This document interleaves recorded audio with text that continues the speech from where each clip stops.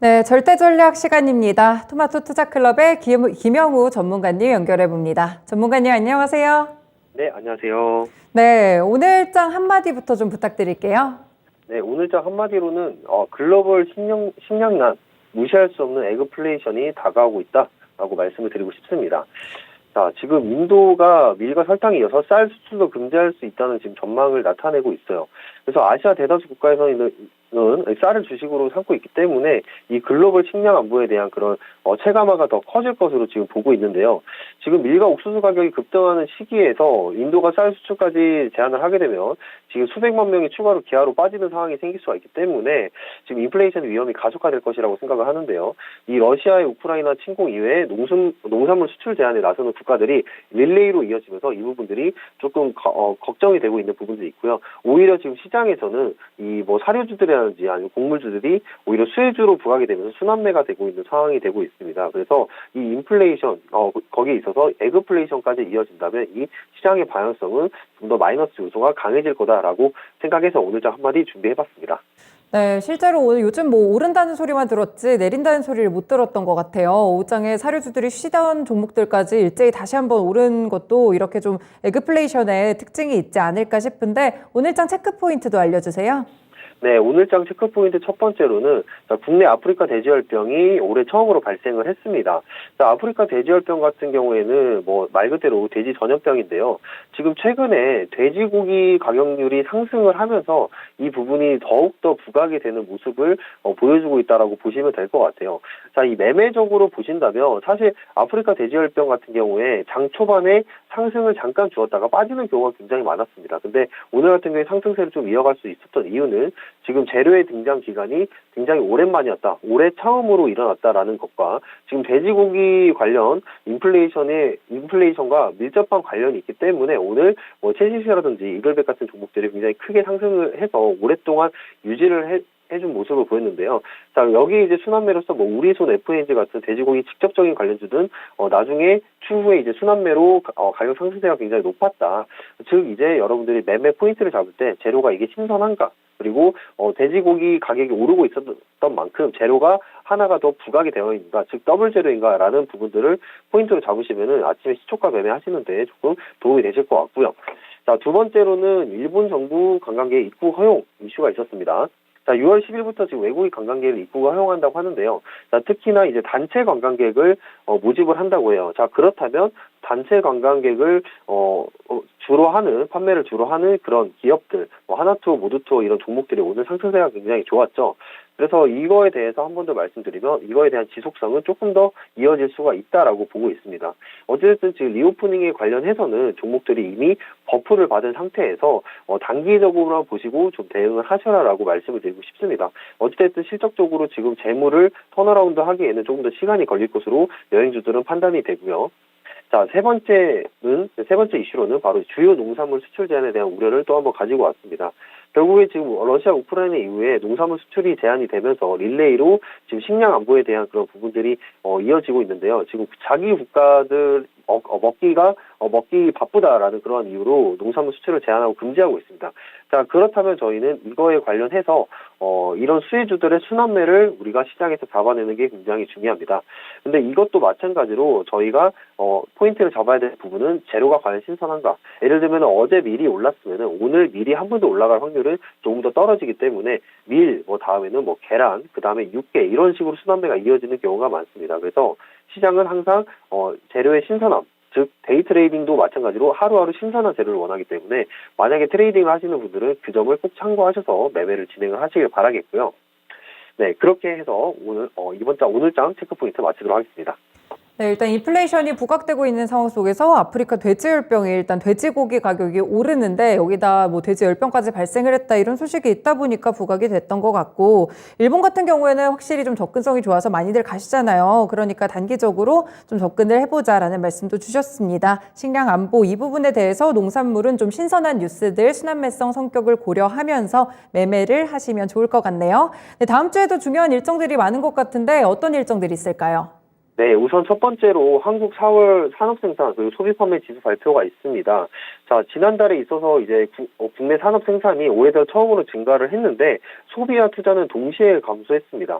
자, 그 말은 지금 6개월 만에 한국 경제 회복세가 다시 꺾일 수도 있다는 그런 얘기가 되겠는데요. 그렇기 때문에 지금 이 산업 생산 소비판매 지수의 발표를 좀 주목을 해봐야 되고요. 거기에 추가적으로 말씀드리고 싶은 부분은 라면, 김치 등 가정용 식재를 중심으로 식료품 생산이 좀 증가를 한 모습을 보여주고 있어요. 이 부분에 있어서는 어떻게 본다면 인플레이션과도 관련이 되어 있겠는데, 자, 어찌됐든 지금 생산은 증가를 했지만 소비 판매가 낮아졌다는 거는 그만큼 경기 흐름이 좀 불확실성이 높아지고 있다. 그 부분에 포인트를 잡아야 되기 때문에요. 지금 한국 4월 산업생산 소비 판매 지수 발표를 기점으로 지금 국내 증시의 방향성을 잡아보는 그런 좋은 지표로 활용을 해야 되겠고요. 자, 두 번째로는 5월 31일에 또 중국 PMI 발표가 있습니다. 지금 코로나19 악화 그리고 제로 코로나 정책 여파로 지금 중국 제조업 투자 심리가 굉장히 낮아지고 있고 전 세계 지금 22개 주요 국가 중에 가장 낮은 것으로 지금 나타나고 있습니다.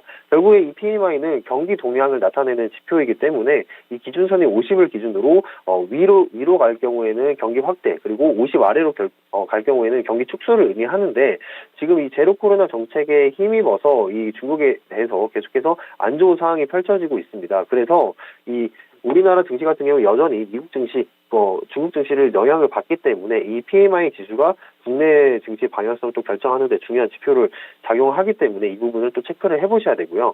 그리고 마지막으로는 6월 1일 미국 고용 보고서 발표가 있습니다. 자, 쉽게 말해서 고용이 많이 된다는 것은 경기 회복세가 증가가 된다는 거기 때문에 그 부분을 기준을 잡고 보셔야 되는데요. 지금 일자리가 이례적으로 매우 많은 상황입니다. 코로나 이후로 많은 상황이기 때문에 인플레이션과 그리고 일자리 고용까지 더 이루어진다면 인플레이션이 잡기란 사실 쉽지 않은 그런 이례적인 상황이 발생을 할 수가 있어요. 그래서 이 인플레이션과 고용 보고에 따라서 또 긴축에 대한 그런 빅스텝이냐 자이언트 스텝이냐 거기에 결정이 일어나기 때문에 이 부분도 지켜보셔야 되겠고요. 마지막으로 여기에는 제가 포함시키지 않았는데 5월 31일에 어떤 이슈가 있냐 SMR, ISMR 에타 심사가 있습니다.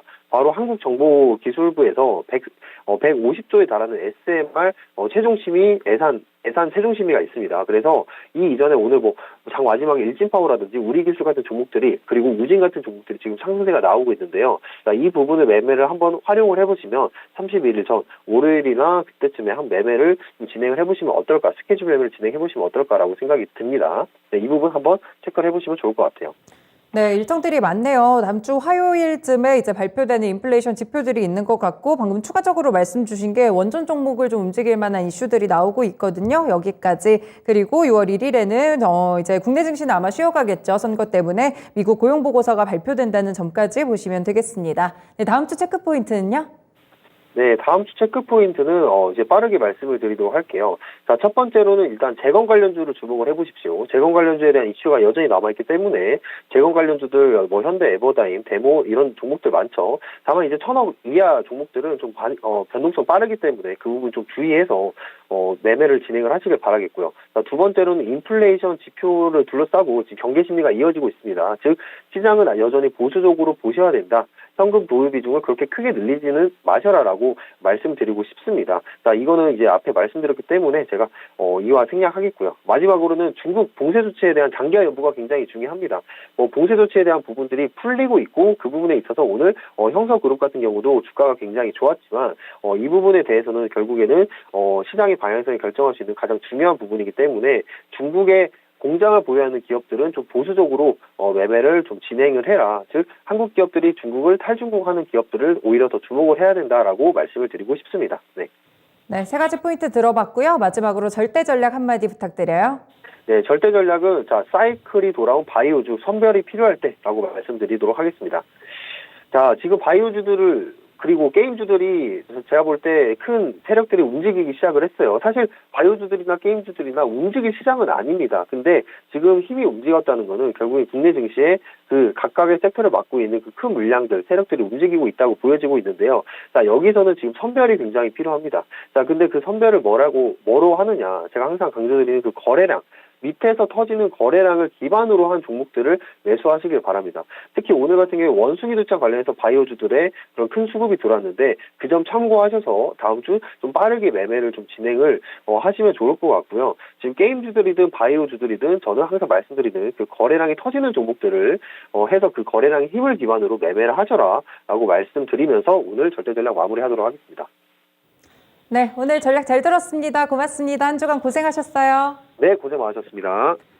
네, 지금까지 절대 전략 시간이었습니다. 네, 전반적으로 좀 단기적인 바닥에 대한 가시성이 높아지고 있는 구간이죠. 많은 지표들을 통해서 확인이 되고 있는데 다만 인플레이션에 대한 우려가 끝났다고 보기는 어렵습니다. 여전히 곡물 가격의 상승이 이뤄지고 있고요. 전반적으로 자국의 식량을 좀 지키기 위한 식량 안보의 움직임이 이어지다 보니까 인플레이션에 대한 우려를 쉽사리 놓을 수는 없을 것 같습니다. 일단 다음 주에 대한 힌트들을 이 시간을 통해서 좀 제시해드렸고요. 잘 참고해 보시길 바랄게요.